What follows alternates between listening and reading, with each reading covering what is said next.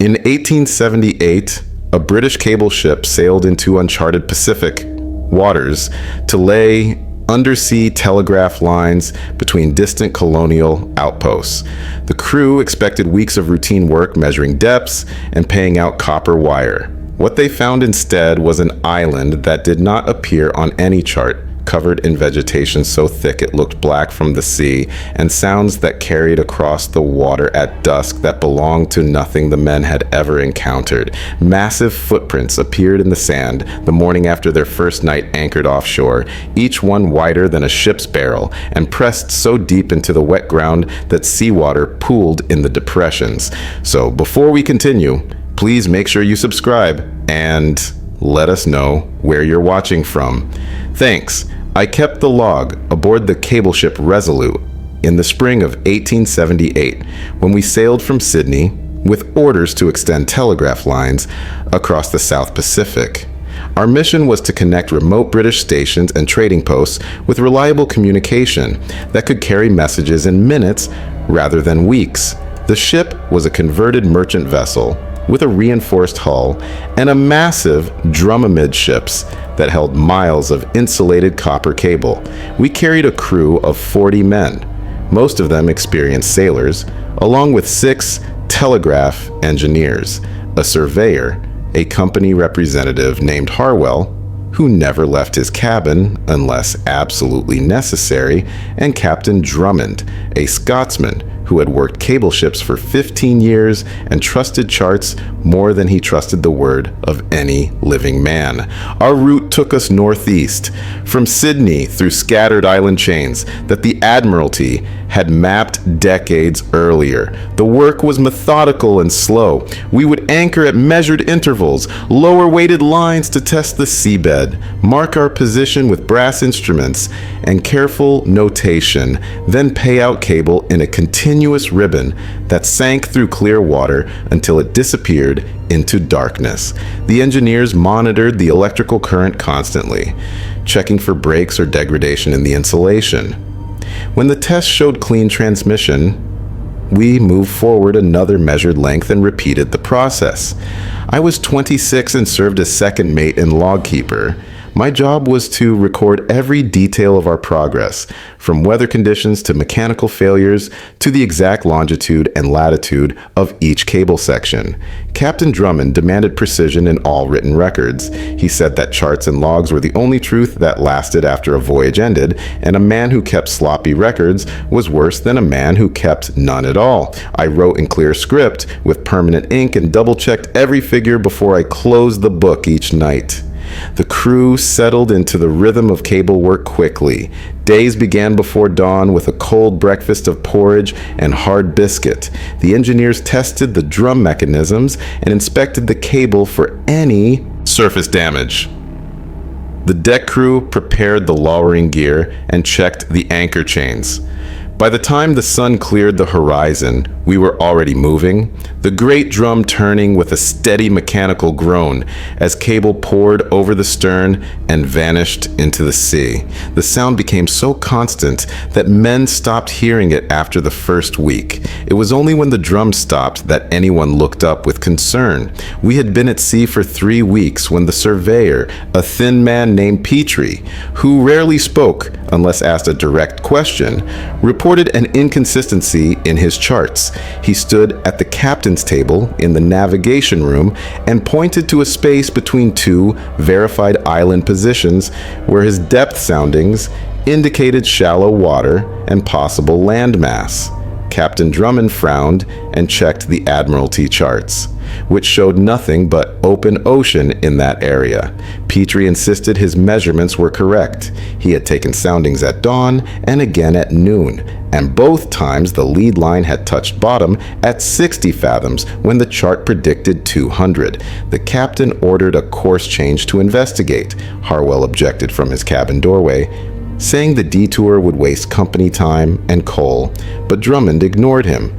A surveyor's measurements were not to be dismissed, especially when they suggested uncharted hazards that could threaten future cable routes.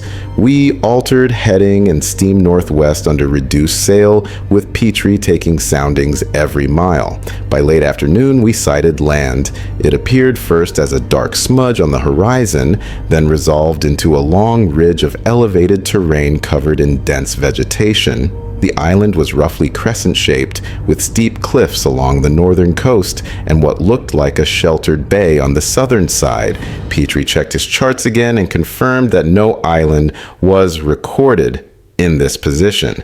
Captain Drummond stood at the rail with his glass and studied the coastline for several minutes without speaking. When he lowered the glass, his expression was neutral, but I saw him glance at the sun's position and then at the distant tree line, with the kind of attention a man gives to something that does not quite match his expectations. We approached from the southwest as the light began to fail. The cliffs rose sheer from the water, dark gray stone streaked with white bird droppings and draped in vines that grew so thick they obscured the rock beneath. The vegetation along the cliff tops looked different from the palms and low scrub we had seen on other islands.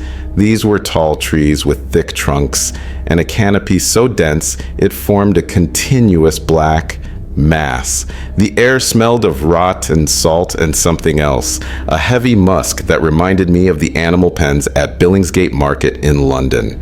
Captain Drummond ordered the anchor dropped in the bay as dusk settled. The water was deep enough for safe mooring, but shallow enough that we could see bottom through the clear surface. Raising the seabed showed scattered coral and dark patches of seagrass. A narrow beach of pale sand curved along the inner shore, backed by a wall of jungle that rose up the slope toward the island's interior. No smoke showed above the trees. No boats were visible along the beach. The island looked uninhabited, but something about the stillness felt wrong. Birds should have been circling at this hour, settling into roosts, or hunting the shallows. Instead, the sky remained empty, except for a few high clouds that caught the last red light of sunset. The crew secured the ship for the night and gathered on deck to stare at the island. Men spoke in low voices, asking each other if anyone had heard of land in this position. No one had. The engineers checked their instruments and confirmed that the electrical current in the cable drum remained stable. Harwell emerged from his cabin long enough to announce that we would resume our original course at first light, and that no time should be wasted on exploration. Captain Drummond thanked him for his opinion and then told me to prepare a landing party for dawn. He wanted fresh water if we could find it, and he wanted Petrie to survey the island's position for the Admiralty charts. Harwell retreated to his cabin without further comment. I selected 6 men for the landing party, choosing those with steady temperaments and experience in unfamiliar terrain. We would take 2 boats, basic surveying equipment, rifles, water casks, and enough provisions for a day ashore. Petrie would lead the survey work. I would command the boats and oversee the water collection. Captain Drummond would remain aboard to supervise the cable drum and maintain communication with the shore party using signal flags. That night, the air offshore grew warmer and heavier. The usual trade wind died completely, leaving the Resolute motionless on flat water. The ship's bells sounded the watches in clear tones that carried across the bay and echoed back from the cliffs. Men on deck watch reported strange sounds from the island after midnight, low, booming calls that seemed to come from deep in the interior. But when pressed for details, they could not describe the sound with any precision. One man said it reminded him of a foghorn. Another said it sounded like a bull in distress. A third said it was neither of those things and refused to say more. I slept poorly and woke before dawn with a tight feeling in my chest that I could not explain. I dressed quickly and went on deck to check the boats. The sky was still dark, but the eastern horizon had begun to pale. The island was a black mass against the stars, and I thought I saw movement along the tree line, large shapes shifting between the trunks. But when I raised my glass, I could not make out any clear forms. The movement stopped, and I convinced myself it had been the wind stirring the canopy. We lowered the boats at first light. The water was calm and clear, and the oars moved through it with barely a sound. Petrie sat in the bow of my boat with his surveying case on his knees, his face set in concentration. The men rowed with steady strokes, and we covered the distance to the beach in less than 10 minutes.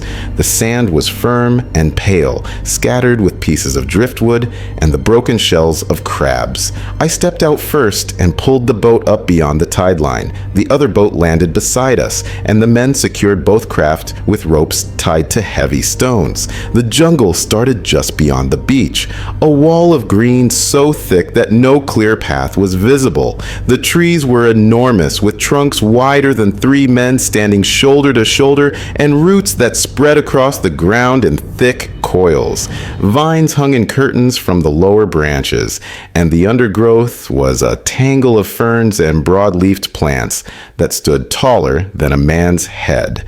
The air under the canopy was hot and still, and the smell of decay was stronger here, mixed with the sharp scent of crushed vegetation and something else that made my nose wrinkle. Petrie set up his instruments on the beach and began taking measurements. I sent 2 men to search for fresh water along the base of the cliffs and kept the others with me to guard the boats. The men moved cautiously, rifles held ready, eyes scanning the tree line. One of them pointed to the sand near the jungle's edge and called me over. I walked to where he stood and looked down at the mark he had found. It was a footprint, clear and deep, pressed into damp sand that had not yet dried from the morning tide. The print was enormous, easily 3 feet long and nearly 2 feet wide, with 5 distinct toe marks at the front and a broad heel at the back.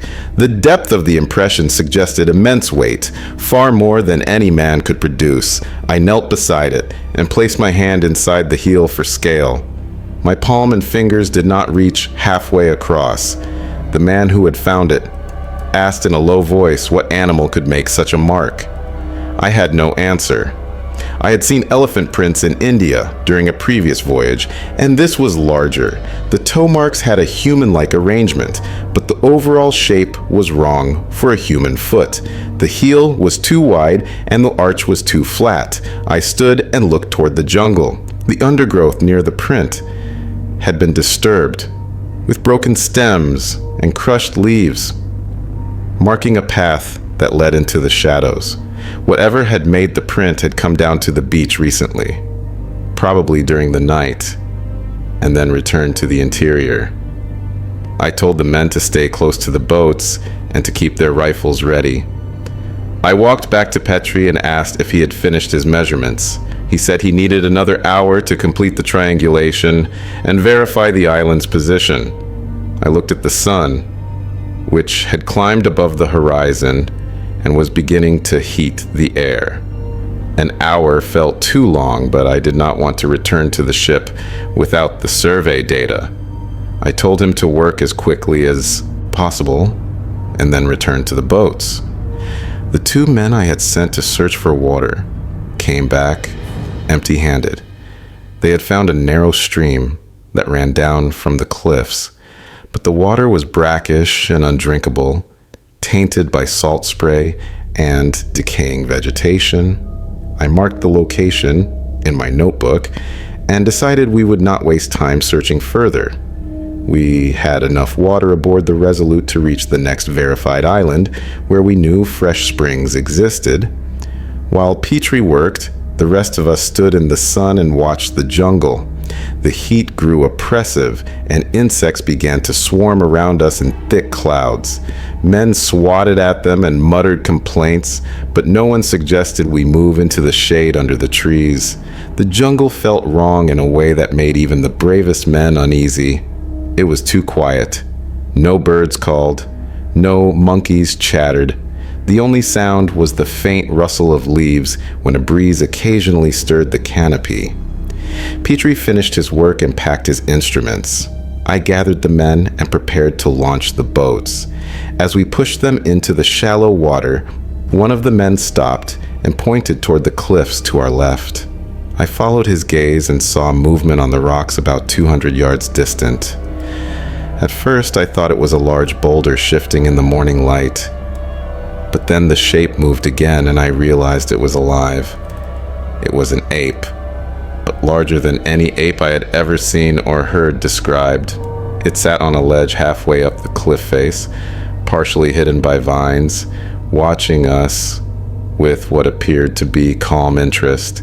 Its fur was dark, almost black, and its shoulders were massive, broader than a man's by half. Again, even sitting, it stood taller than a grown man would stand upright.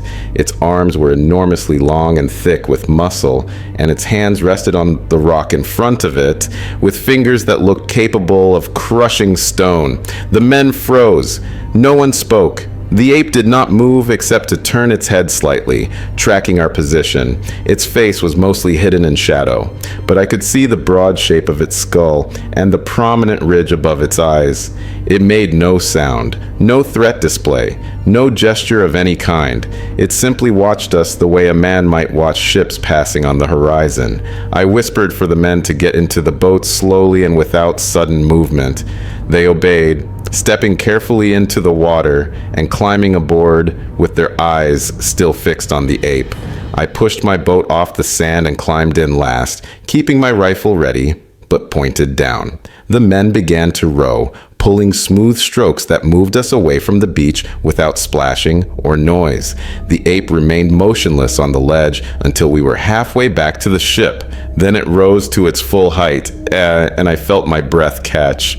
Standing, it was at least 12 feet tall, perhaps more. Its proportions were similar to a gorilla, but the scale was monstrous. It raised one arm and placed its hand on a higher ledge, then pulled itself up with an effortless movement that made the rock look like a child's climbing frame. It disappeared over the top of the cliff and into the jungle beyond. We reached the Resolute in silence. Captain Drummond met us at the rail and saw our faces. He asked what we had found. I told him about the footprint and the ape on the cliff. He listened without interruption, then asked Petrie if he had completed his survey. Petrie confirmed that he had and provided the island's coordinates. Drummond thanked him and told the crew to prepare the ship for departure. He did not dismiss what I had reported, but he did not dwell on it either. His only comment was that uncharted islands often held unexpected wildlife, and our job was to lay cable, not study natural history. Harwell emerged from his cabin as the anchor was being raised and demanded to know why we were leaving so quickly. Drummond told him we had verified the island's position and found no suitable source of fresh water. Harwell seemed satisfied with that explanation and returned to his cabin without asking about the wildlife. We left the bay and resumed our course northeast. The island fell away behind us, a dark ridge on the horizon that grew smaller with each passing hour. I stood at the stern and watched it until it disappeared completely. My hands were still shaking slightly, and I could not rid myself of the image of that ape standing on the cliff, so large it seemed to defy reason, watching us with an intelligence that felt uncomfortably close to human. That night, I recorded everything in the log, including detailed descriptions of the footprint and the ape. Captain Drummond reviewed the entries and signed them without comment.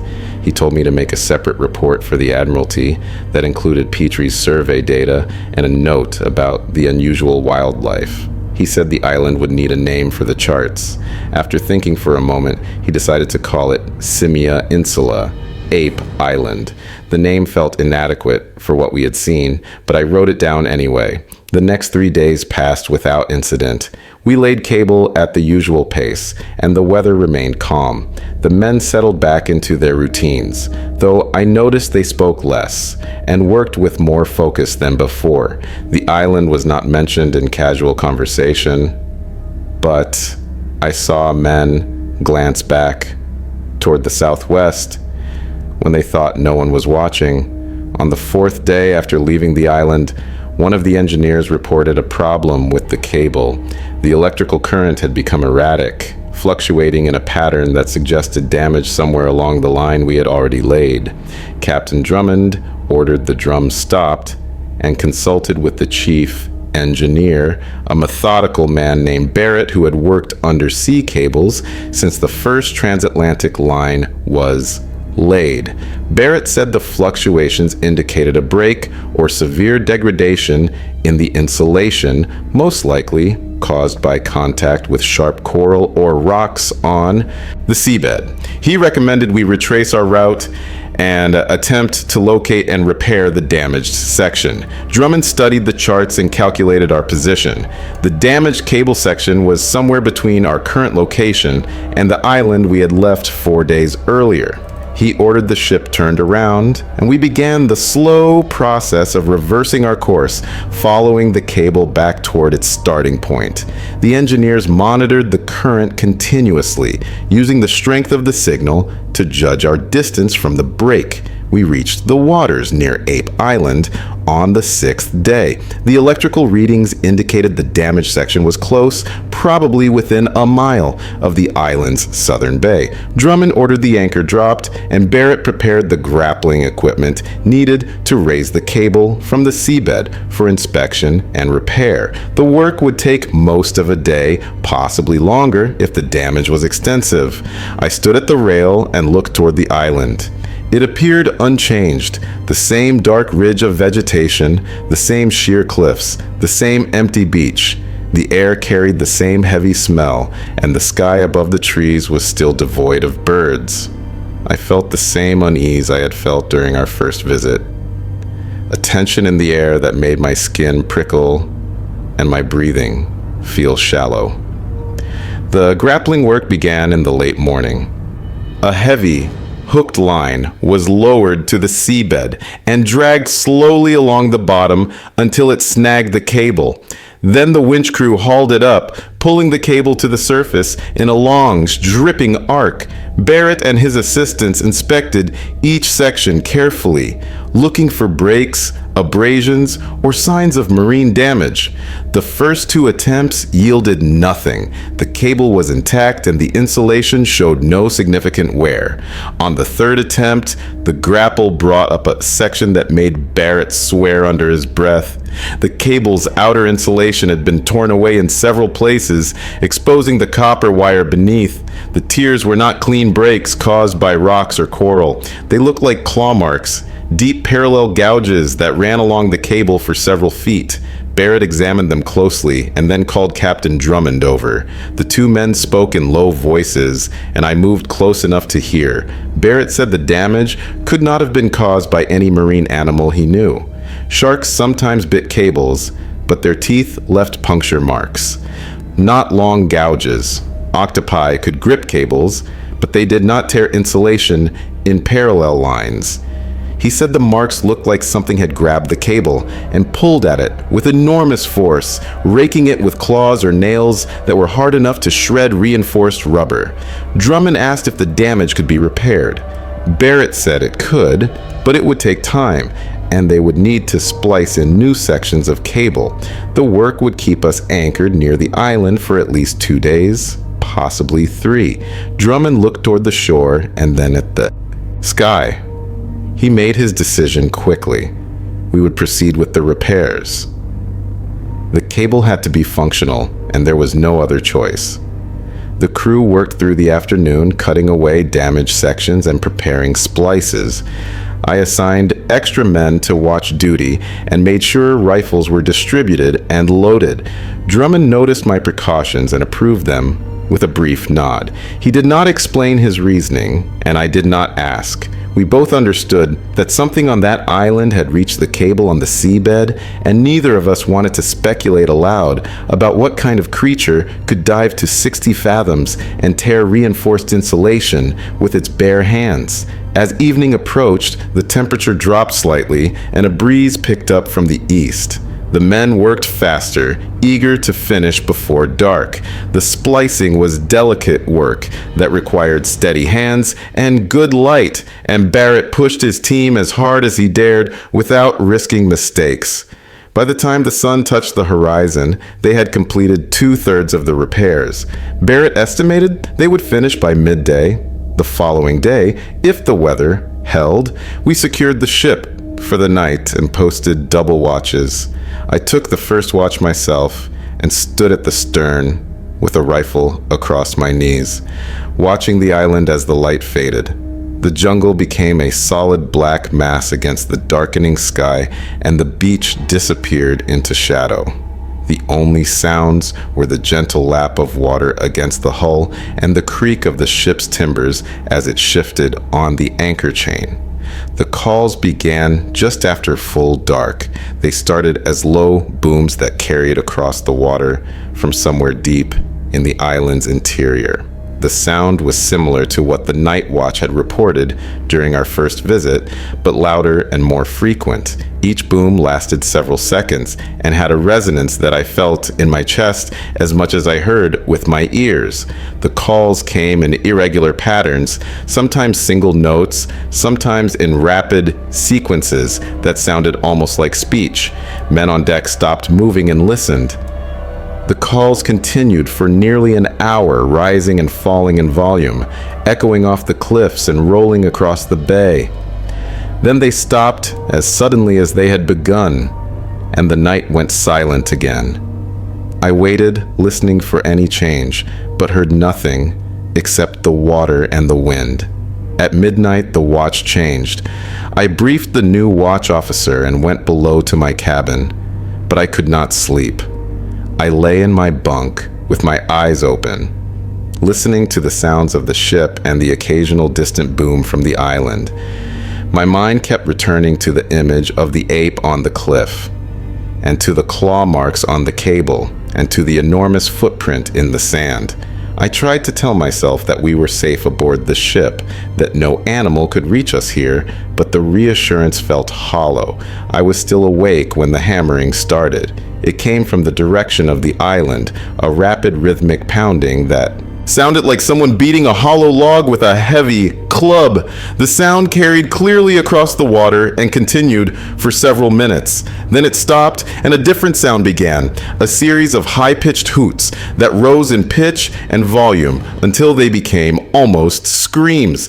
The hooting was answered by deeper calls from another part of the island, and then by more hoots from a third location. The sounds overlapped and built into a cacophony that made my skin crawl. I went back on deck and found every man awake and staring toward the island. Captain Drummond stood at the rail with his glass, scanning the beach and the tree line. He lowered the glass when I approached and said quietly that he had never heard anything like it. I agreed and asked if he wanted to abandon the repairs and leave immediately. He considered the question for a long moment, then shook his head. The cable had to be fixed, and running away in the dark would be more dangerous than staying put. We would complete the work at first light and leave as soon as possible. The sounds from the island continued intermittently through the night, rising and falling in waves. Sometimes the calls seemed to come from the beach, sometimes from the cliffs, sometimes from deep in the interior. There was a pattern to them, a structure that suggested communication rather than random animal noise.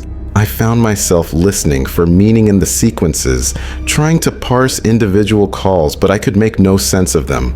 Dawn came slowly, the sky lightening in gradual stages until the island emerged from shadow.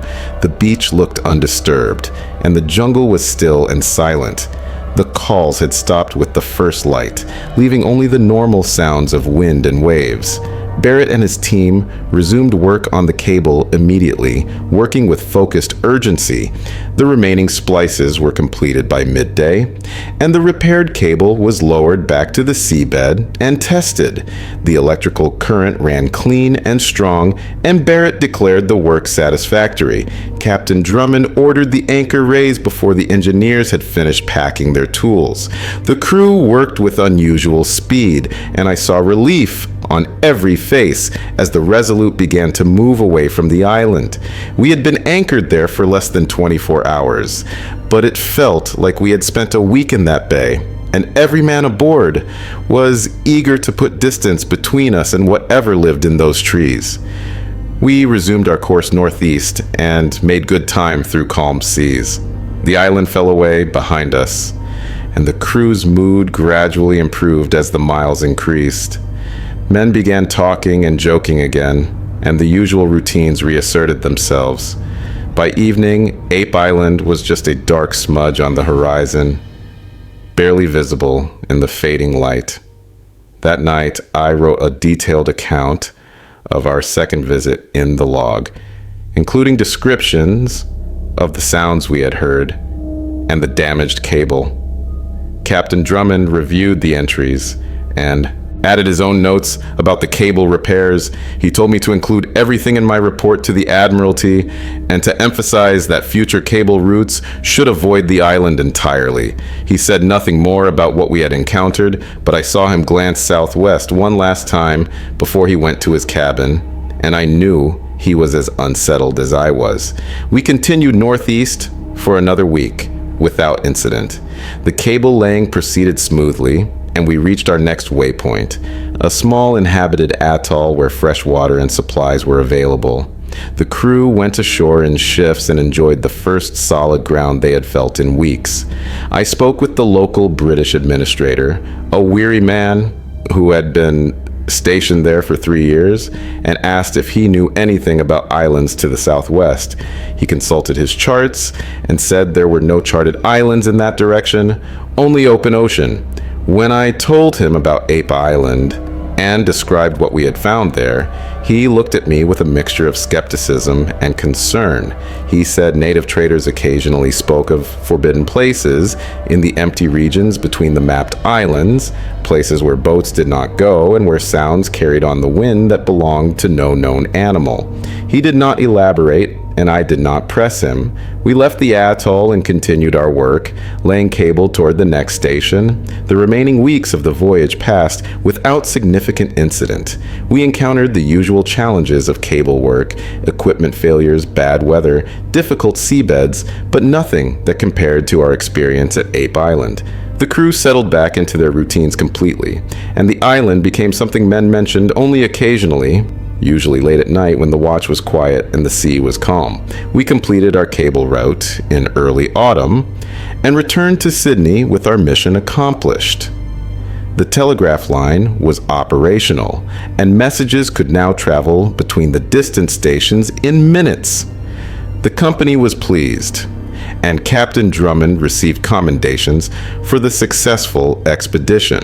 My report to the Admiralty was filed along with Petrie's survey data, and Ape Island was added to the official charts with a notation that it was unsurveyed and potentially hazardous. I left the Resolute shortly after our return and took a position with a different company, one that worked coastal routes and did not venture into the deep Pacific. I told myself it was for practical reasons, better pay, more time in port, but the truth was, I did not want to see that island again. I did not want to risk another encounter with whatever lived in those trees. Years passed. I heard occasional reports from other cable ships that had worked in the region. None mentioned Ape Island specifically, and none reported any unusual wildlife encounters. The island gradually faded from my thoughts and became just another strange experience from a long career at sea. But I never completely forgot the ape on the cliff, or the calls in the night, or the claw marks on the cable. And I never stopped wondering what would have happened if we had stayed longer, or if we had gone ashore into the jungle, or if one of those enormous creatures had decided to swim out to our ship and climb aboard. Captain Drummond died in 1883 when his ship went down in a typhoon off the Philippines. Petrie retired from surveying and became a teacher at a navigation school in Portsmouth. Barrett continued working cable ships until he was too old to climb the rigging, then settled in Southampton. I corresponded with each of them occasionally over the years, and in every letter I asked if they had heard any new information about the island. None of them had. In 1891, I received a letter from a naturalist in London who had read my report to the Admiralty and wanted to know more details. He said he was researching reports of large primates in the Pacific and had collected several accounts from traders and explorers who claimed to have seen apes of unusual size. He asked if I would be willing to lead an expedition back to the island to study the creatures properly. I declined. I told him I was too old for such work and recommended he find a younger man with more recent experience in the region. The truth was, I had no desire to return to that place. Not for science, not for discovery, not for any reason. Some things are better left alone, and some islands are better left unvisited. Whatever lived on Ape Island had been there long before we arrived, and it would be there long after we were all gone. That knowledge was enough for me. I had put the island out of my mind as best I could, but the naturalist's letter stirred something I had tried to bury. His name was Dr. Edmund Cartwright, and he was persistent. Over the following months, I received 3 more letters from him, each more urgent than the last. He had found references in old Portuguese sailing logs that described islands inhabited by enormous apes in the same general region. He had interviewed native fishermen who refused to travel through certain waters because of creatures they called the stone walkers, beings that moved through the forests with footfalls that shook the ground. He believed these were the same species we had encountered, and he was convinced they represented a previously unknown lineage of great apes that had evolved in isolation. His 4th letter arrived in the spring of 1892. This one was different. He informed me that he had secured funding from the Royal Geographic Society and had already chartered a ship. He had assembled a small team of scientists and hired experienced sailors who had worked the Pacific routes. The expedition would depart in 3 months, and he was offering me a substantial sum to serve as guide and navigator. He emphasized that I was the only living person with verified first-hand experience of the island's location and the creatures that inhabited it. Without my participation, he said, the expedition would be working blind and might never find the island at all. I put the letter aside and tried to ignore it, but I found myself thinking about it constantly. I was 57 years old by then, semi-retired, and living in a small house near Portsmouth with my sister. My days were quiet and predictable. I kept a small garden, read extensively, and occasionally consulted on navigation matters for shipping companies. It was a comfortable life, but I had begun to feel the weight of it.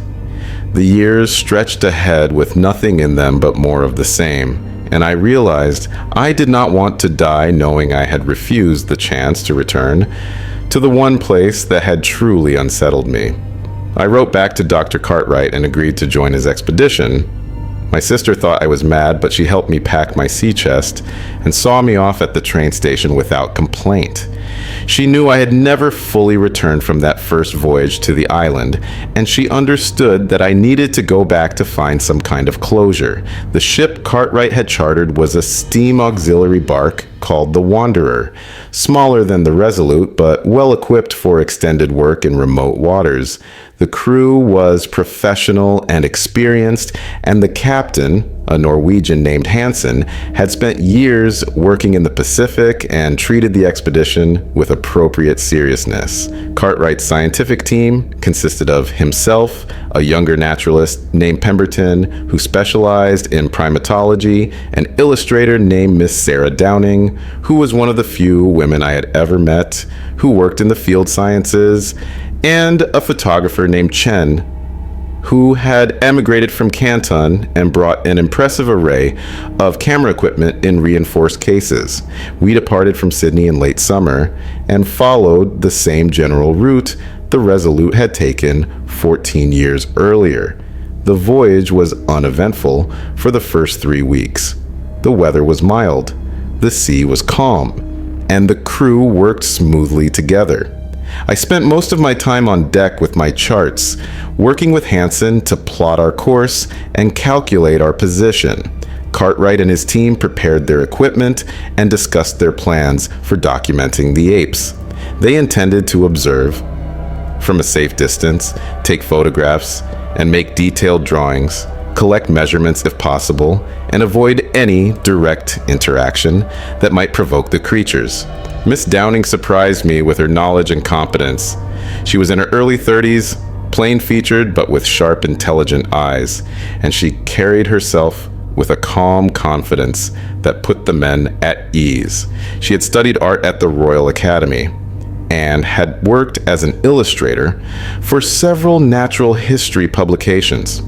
She told me she had fought hard to be included in the expedition, as most scientific societies still considered fieldwork inappropriate for women. Cartwright had hired her because her skill was undeniable, and he needed the best illustrator available. We reached the coordinates I had recorded during the Resolute's voyage on a clear morning in September. I stood at the bow and scanned the horizon, looking for the familiar dark ridge of vegetation. Nothing showed. Hansen checked our position multiple times and confirmed we were in the correct location, but no island was visible. My chest tightened with the possibility that I had remembered the coordinates incorrectly, or that Petrie's original survey had contained errors. We expanded our search pattern, steaming in widening circles for the rest of that day and through the following morning. Just when I was beginning to doubt my memory entirely, the lookout called from the maintop. He had sighted land to the northeast, a dark mass on the horizon that matched my description. We altered course and approached slowly. The island appeared exactly as I remembered it. The same crescent shape, the same sheer cliffs, the same dense jungle rising up the slopes. Even from a distance, the vegetation looked darker and thicker than on other islands we had passed. The air carried the same heavy smell, and the sky above the trees was empty of birds. I felt the old unease return, settling into my bones like a familiar weight. We approached the southern bay in late afternoon and dropped anchor in the same spot the Resolute had used. The beach was unchanged, a curve of pale sand backed by jungle. The water was clear and deep, and the seabed showed the same patterns of coral and seagrass. Captain Hansen ordered a watch schedule and had rifles distributed to the crew. He had listened carefully to my accounts of the first expedition, and he was not taking any chances. Cartwright was eager to go ashore immediately, but Hansen insisted we wait until morning. Night was only a few hours away, and working in the dark would be foolish. Cartwright reluctantly agreed, though I could see the frustration on his face. He had come all this way and wanted to begin his observations as soon as possible. I told him the apes would still be there in the morning, and patience was essential when dealing with dangerous wildlife. That night, the calls began again. They started after full dark, the same low booming sounds I remembered, echoing across the water from somewhere in the island's interior. The scientific team gathered on deck and listened with intense focus. Cartwright made notes in a journal, while Pemberton tried to sketch the sound patterns on paper. Miss Downing stood at the rail with her arms crossed, her face showing concentration rather than fear. Chen set up his camera equipment, though I told him photography would be impossible in the darkness. The calls continued for nearly 2 hours, rising and falling in complex patterns. They were louder and more varied than I remembered, or perhaps I was simply older and more attentive. Sometimes the sounds were deep and resonant, sometimes higher and more urgent. Sometimes they seemed almost melodic. Pemberton said they showed clear evidence of sophisticated vocal communication, far more complex than any known ape species. Cartwright nodded and continued writing, his hand moving rapidly across the page. When the calls finally stopped, the night went silent again. The crew settled into watch rotations, and the scientific team went below to compare notes and plan the morning landing. I remained on deck for a while longer, staring at the dark mass of the island and remembering my first visit. I thought about the ape on the cliff, and about the claw marks on the cable, and I wondered what we would find when we went ashore. We launched the boats at dawn. The landing party consisted of 8 people: Captain Hansen, myself, the entire scientific team, and 2 armed sailors who would guard our flanks. We brought rifles, camera equipment, drawing supplies, measuring instruments, and water. For a full day ashore, the boats crossed the calm bay and grounded on the beach without incident. The sand showed fresh prints. They were everywhere, dozens of them, ranging from enormous to merely large. The tracks overlapped and crossed in chaotic patterns that suggested many individuals moving through the area. Some prints were clear and deep, others were partial or smudged. I knelt beside one of the largest and placed my hand inside it.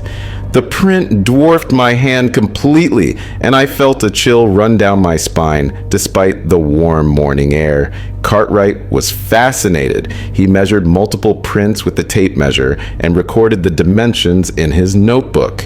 Pemberton made sketches while Miss Downing created more detailed drawings. Chen set up his camera and began taking photographs, working quickly with the bulky equipment.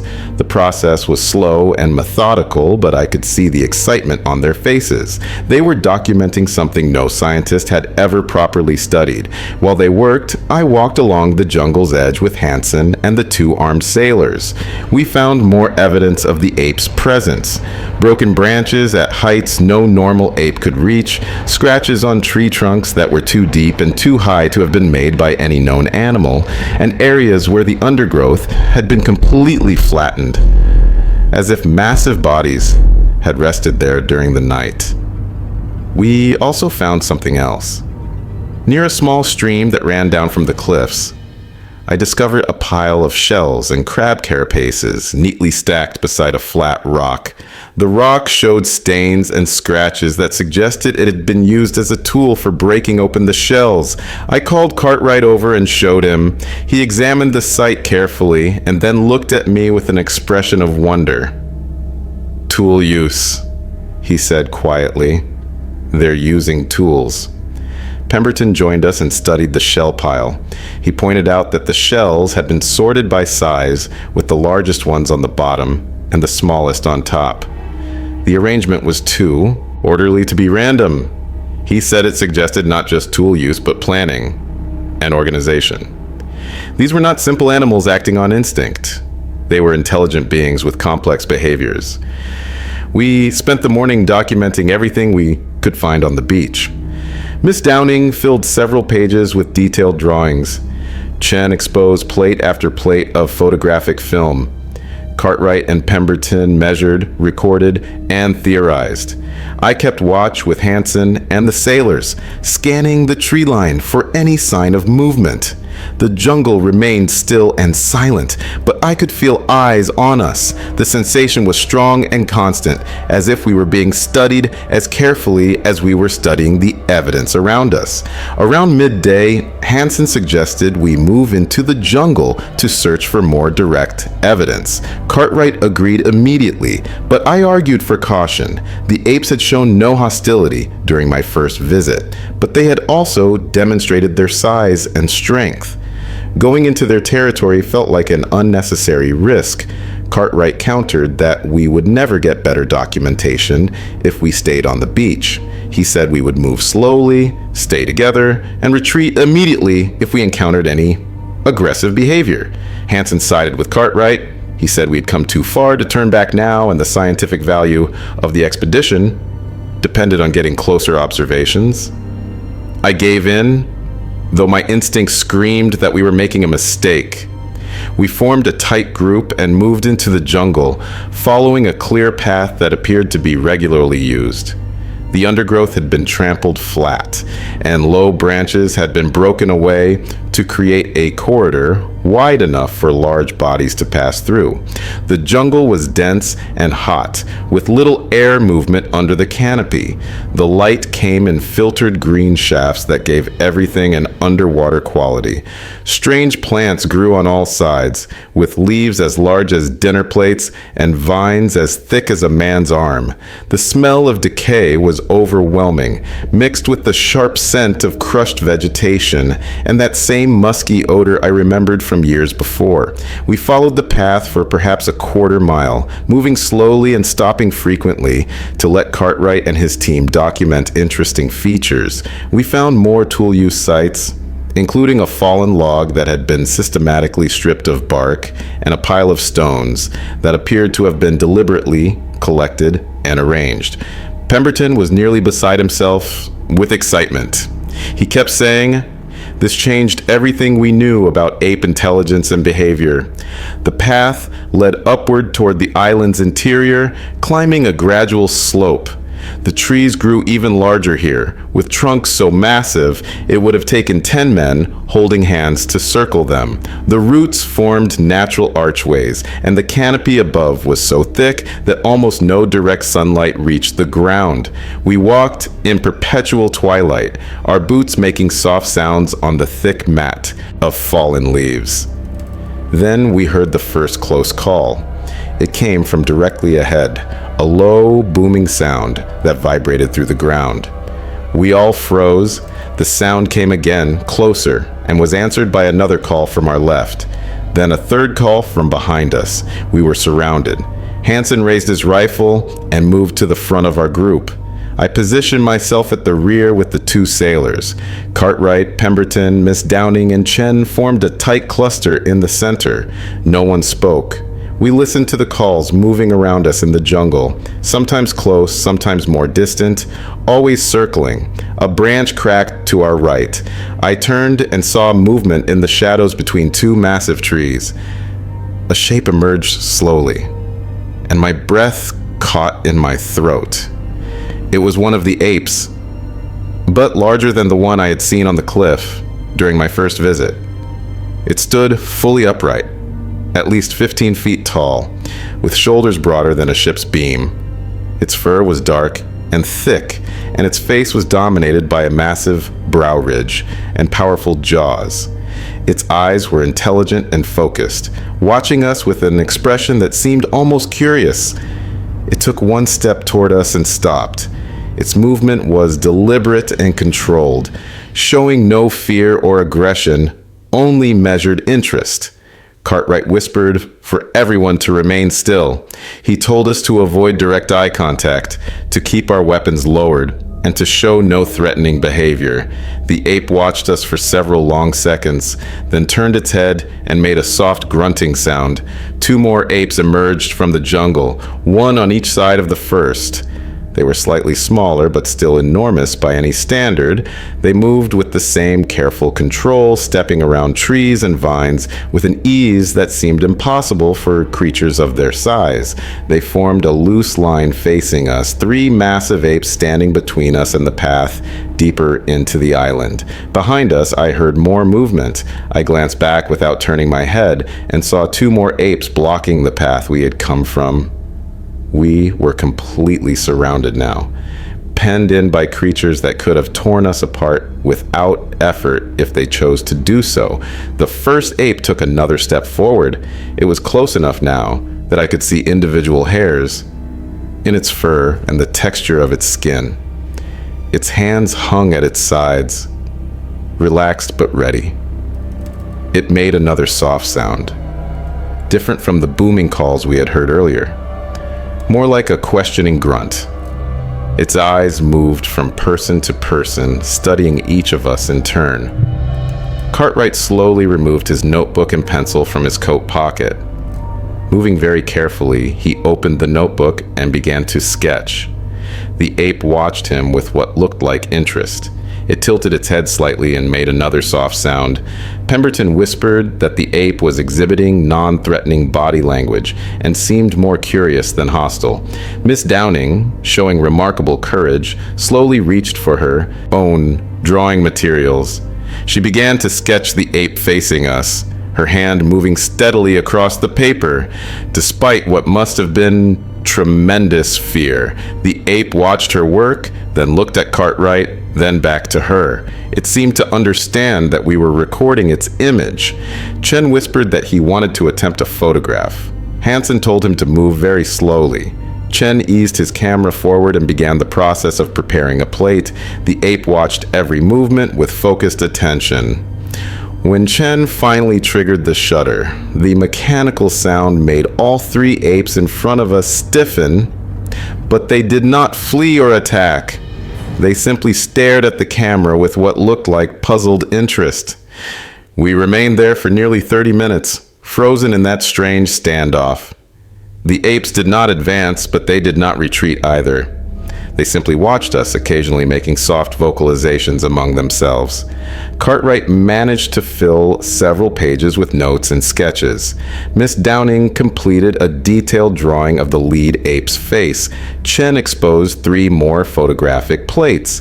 Pemberton observed and recorded behavioral details, noting posture, facial expressions, and vocal patterns. Then, without warning, the lead ape turned and walked away. It moved back into the jungle with surprising silence for something so large, and the other apes followed. Within seconds, they had vanished completely, leaving only the sound of branches moving in their wake and the fading echo of their footsteps. We stood in shocked silence for several moments. Then Cartwright let out a long breath and looked at each of us.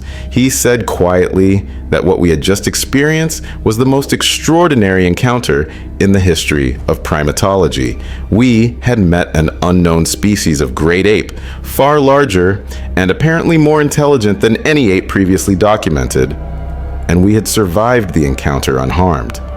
Hansen immediately ordered a retreat. We had what we came for, and there was no reason to push our luck. We moved back down the path toward the beach, keeping tight formation and watching for any sign that the apes were following. The jungle remained quiet, and we reached the beach without incident. Back on the Wanderer, Cartwright's team worked late into the night, developing Chen's photographic plates and refining their notes and drawings. The images were extraordinary, showing the apes in clear detail. The photographs proved beyond any doubt that these creatures existed and that they were unlike anything known to science. We remained anchored in the bay for 2 more days while the scientific team made additional observations from the ship and the beach. We saw the apes several more times, always at a distance, always watching us with that same calm interest. They showed no aggression, but they also made it clear that they would not allow us to penetrate deeper into the island's interior. The beach and the forest edge were as far as they would permit us to go. On the final evening before our departure, I stood at the rail and watched the island in the fading light. The apes were visible on the cliffs, dark shapes silhouetted against the sky. There were dozens of them, perhaps more, scattered across the rocky faces and among the trees. They seemed to be gathering for some purpose, and as the last light faded, they began to call. The sounds rolled across the water in complex layers, rising and falling in patterns that felt deliberate and meaningful. It did not sound like animal noise, it sounded like language. We departed at dawn the next day. As we steamed away from the island, I saw the apes gathered on the beach, watching us leave.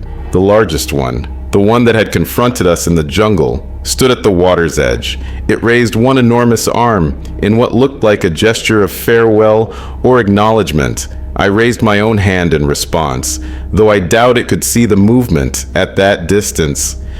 The voyage back to Sydney was smooth and uneventful. Cartwright and his team spent the time organizing their findings and preparing their report for the Royal Geographic Society.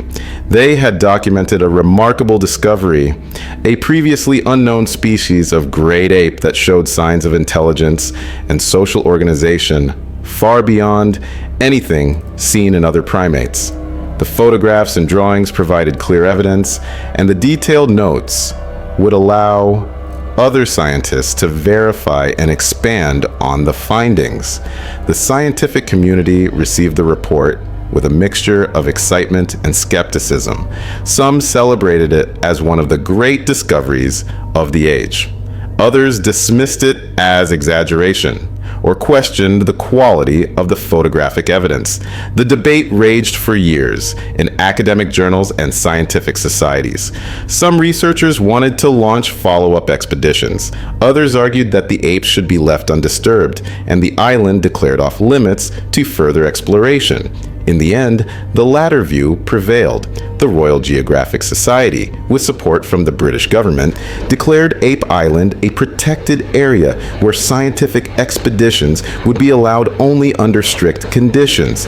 No commercial exploitation would be permitted, no animals could be captured or killed, and all research would be conducted with minimal disruption to the native population. The island's exact coordinates were kept confidential to prevent unauthorized visits. Several more expeditions did visit over the following decades, but none found as much as we had during that first proper scientific investigation. The apes seemed to grow more cautious and withdrawn, appearing less frequently and avoiding close contact. Some researchers speculated that our presence had taught them to be wary of humans. Others suggested that the population was declining, though no one could determine why. I never returned to the island after that second voyage. I had seen what I needed to see, and I had no desire to disturb those remarkable creatures again. They had allowed us to observe them, to document their existence, and to leave unharmed. That was a rare gift, and I felt it should be respected. Dr. Cartwright continued to study primates for the rest of his career, but he always said his encounter with the apes of that unnamed island was the pinnacle of his work. Pemberton became one of the leading voices arguing for the protection of great apes worldwide, using our findings to demonstrate the intelligence and complexity of these animals. Miss Downing's drawings were published in scientific journals around the world and remain some of the finest natural history illustrations ever created. Chen's photographs, though sometimes questioned by skeptics, provided undeniable evidence that the apes existed. I lived to the age of 73 and died peacefully in my sleep in 1908. In my final years, I often thought about the island and the creatures we had found there. I wondered if they were still thriving, still living their complex lives in that remote jungle, or if human contact had somehow doomed them. I hoped they survived, that they remained hidden and protected, that they continued to call out across the water on clear nights when the moon was high. The world was changing rapidly in those years. Steamships were becoming faster and more numerous. Telegraph cables connected every continent. Explorers were pushing into the last unmapped regions, claiming discoveries and asserting control over lands that had been untouched for millennia. I worried that the age of unknown places was ending and that creatures like the apes of our island would be found and cataloged and ultimately destroyed by the relentless expansion of human civilization. But I also held on to hope. That island was remote and difficult to reach. The apes themselves were formidable and intelligent enough to defend their territory, and there were enough people, scientists like Cartwright and Pemberton, who understood the value of preservation and who would fight to protect these remarkable beings from exploitation. In my last days, when I knew death was approaching, I wrote a final letter to the Royal Geographic Society. I urged them to maintain their protection of the island and to resist any pressure to open it to commercial interests or unrestricted tourism. I reminded them that some discoveries are valuable precisely because they remain partially unknown, that some mysteries should be allowed to persist, and that humanity's relationship with the natural world should be based on respect and wonder rather than domination and exploitation. I do not know if my letter had any effect. I died before receiving a response, but I hope it made some small difference. I hope that somewhere in the Pacific, on an island that appears on only the most specialized charts, the descendants of those magnificent apes still live their complex lives. I hope they still gather on the cliffs at sunset and call out across the water in their deep, resonant voices. I hope they still use their tools and build their structures and raise their young in peace. We learned much from our encounters with them, but the most important lesson was this: intelligence and consciousness are not unique to humans, and we share this world with other beings whose inner lives may be as rich and complex as our own. The apes we met were not mere animals to be studied and cataloged. They were thinking, feeling creatures with their own culture and society, their own ways of understanding the world. That realization changed me profoundly. It made me question many assumptions I had held about humanity's place in nature and about our right to explore and exploit every corner of the earth. It made me more humble and more grateful for the privilege of having witnessed something truly extraordinary. The island remains, as far as I know, still protected and still mysterious. Few people have been there, and fewer still have had the kind of encounter we experienced. Perhaps that is as it should be. Perhaps some places should remain wild and unknown, refuges where creatures can live without human interference, where mysteries can persist and wonder can survive. As I near the end of my account, I find myself thinking about that final image, the great ape standing at the water's edge, raising its arm as we steamed away. Was it saying goodbye? Was it warning us not to return? Was it simply acknowledging our presence in some way we could never fully understand? I do not know. I cannot know. And perhaps that uncertainty is the most valuable part of the entire experience. We live in an age that values certainty and control, that seeks to measure and quantify everything.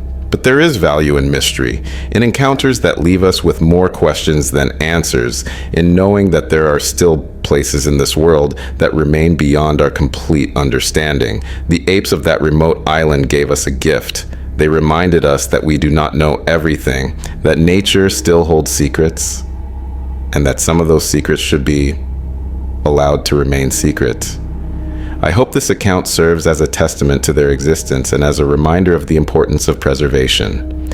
Future generations should know that such creatures lived, that they were magnificent and intelligent, and that we chose to protect them rather than exploit them. That choice, more than any scientific discovery or technical achievement, may be the true measure of our civilization's worth.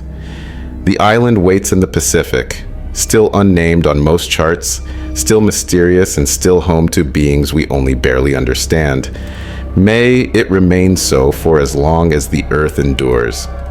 May the apes continue their lives undisturbed, and may we continue to respect the boundaries they set for us, accepting their presence in the world with humility and wonder rather than with the arrogance of those who believe everything must be possessed and controlled. This is my final testimony. This is what I witnessed and what I believe. The giant apes exist. They are real, and they deserve to live in peace.